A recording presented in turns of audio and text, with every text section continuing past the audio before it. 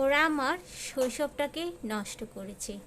শৈশবের যে আনন্দটা অন্য সবাই যেভাবে খুব উৎসাহ আনন্দ নিয়ে বলে রঙিন শৈশব, আমার কোনো রঙিন শৈশব ছিল না।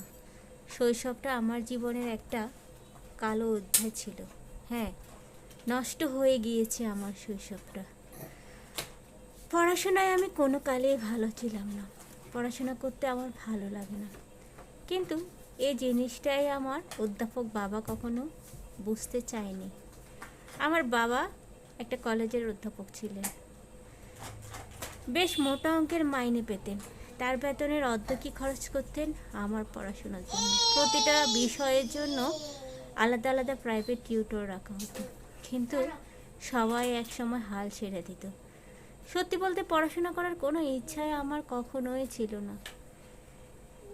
যেদিন আমার রেজাল্ট দেবে সেদিন বাবা বাইকে করে আমাকে খুব উৎসাহ নিয়ে স্কুলে নিয়ে যেতেন, কিন্তু ফেরার সময় সবার যখন গণিতে A+ থাকতো আর আমার টেনে টুনে পাস থাকতো, বাবার মেজাজটা তখন তিরিক্ষে থাকতো। বাসায় এসে বলতেন, তোকে দিয়ে কিচ্ছু হবে না, কিচ্ছু হবে না। মাও বাবার কথায় সায় দিত, তবে মা আমাকে প্রচণ্ড আদর করত, কিন্তু বাবার কথার বাইরে যাওয়ার সাহস কারো ছিল না। একের পর এক টিউটর বদল করা হতো। একবার এক শিক্ষক মাকে বলে দিলেন, ওর পিছনে টাকা নষ্ট করার চাইতে রাস্তার কুকুরকে খাবার কিনে খাওয়ান, সোয়াব পাবেন, আপনার এই ছেলে কখনো মানুষ হবে না। সেবার মা খুব কেঁদেছিল, কে অনেক বুঝিয়েছি, কিন্তু পড়াশোনায় সে খেয়ালটাই আমার কখনো আসে নাই।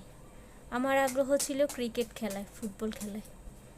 কতবার যে ক্রিকেট ম্যাচে স্কুলে চ্যাম্পিয়ন হয়েছে, সে পুরস্কারগুলো মা আড়ালে লুকিয়ে রাখত। কখনো এটা নিয়ে মা বাবা গর্ব তো দূরের কথা, কাউকে বলতে শুনিনি। বরং তারা সবসময় হীনমন্যতায় থাকতো যে তাদের ছেলে পড়াশোনায় ভালো না। তার বন্ধু বান্ধবে পরিচিত মহলের অন্য সবার ছেলে মেয়ে যখন প্রথম দ্বিতীয় হয়, সেখানে আমি ছিলাম 10-এর পরে। সেটা ছিল আমার শিক্ষিত বাবা মায়ের জন্য ভীষণ লজ্জার। আস্তে আস্তে আমার চাপ আরও বাড়তে থাকলো। একদম বন্ধ হয়ে গেল বাসা থেকে বের হওয়া। কিন্তু সারাদিন বইয়ে মুখ বুজে থাকলেও পড়া কিছুই আমার মাথায় ঢুকতো না। এই জীবনে আস্তে আস্তে অভ্যস্ত হয়ে গেলাম। কথা বলাটা একদম কমিয়ে দিলাম। সঙ্গে ছিল মোবাইল কিংবা টিভি। কোনোভাবে টেনে টুনে এসএসসিতে পাশ করার পর কলেজে ভর্তি করিয়ে দিল। তাও আমার জীবনে সেই শৃঙ্খলায় চলল।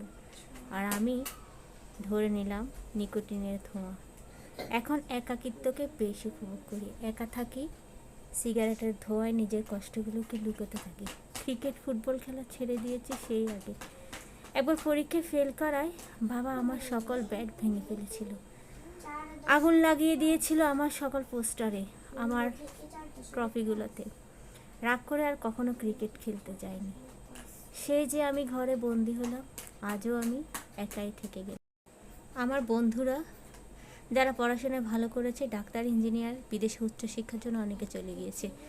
আর যারা ভালো করতে পারেনি, কেউ ব্যবসা বাণিজ্য ছোটো বড়ো নিয়ে বেশ ভালো আছে। কিন্তু আমার কিচ্ছু হলো না।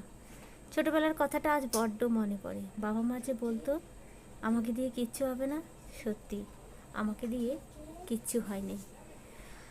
আমার এই অবস্থা দেখতে দেখতে আমার মা এই পৃথিবী থেকে চলে গেলেন। আরও একা হয়ে গেলাম। আমার বাবা রিটায়ার করলেন। কত বললেন আমি বেঁচে থাকতে তুই যদি কিছু করতি, দেখে শান্তি পেতাম। না, এখন আর আমাকে বকা দেয় না। তারা বুঝে গিয়েছে বকা দিয়ে আর কিছু হবে না। কিন্তু যে সময় তাদের কথা বলা ছিল, বুঝার ছিল, তারা সে সময় বুঝেনি। আমাকে সম্পূর্ণ একা নিঃসঙ্গ করে দিয়েছিল।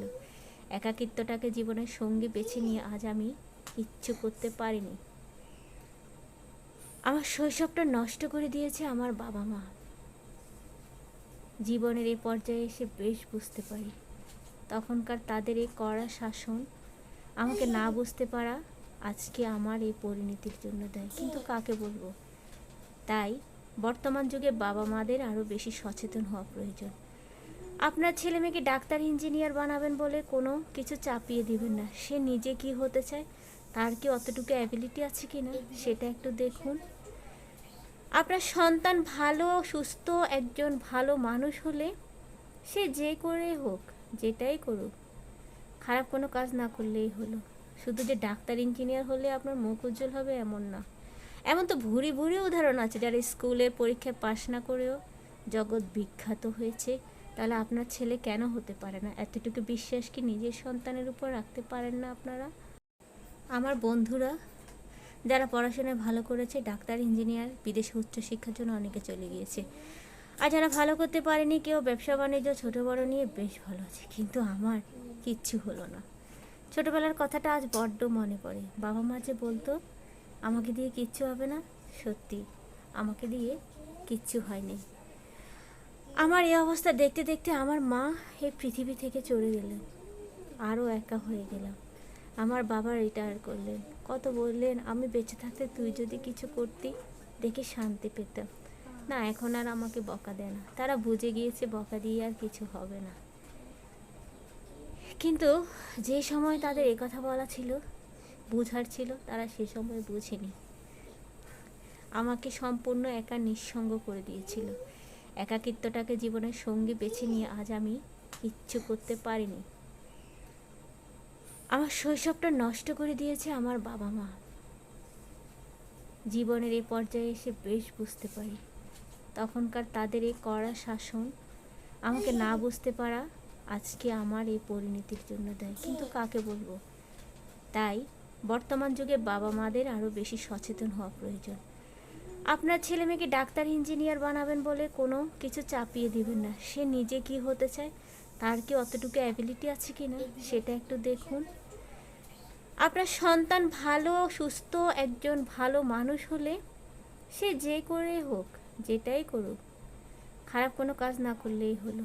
শুধু যে ডাক্তার ইঞ্জিনিয়ার হলে আপনার মুখ উজ্জ্বল হবে এমন না।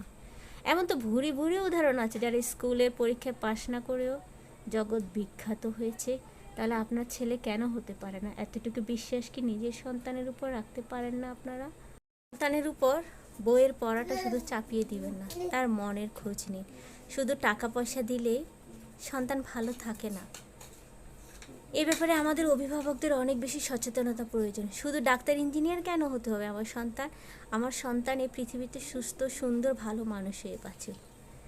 আমি জানি অনেক বাবা মা এখনও চায় তার সন্তান শুধু ডাক্তার ইঞ্জিনিয়ার হোক। অনেক বাবা মা তার সন্তান ফেল করলে মুখ লুকায়, এমনটা করবেন না। সন্তানের ভরসার জায়গা তার বাবা মা। ভিডিওটা কেমন লেগেছে কমেন্ট সেকশনে জানাবেন। ভালো লাগলে পেজটা ফলো করে আমার পাশেই থাকবেন। ধন্যবাদ এতক্ষণ আমাকে দেখার জন্য। আসসালামু আলাইকুম, আল্লাহ হাফেজ।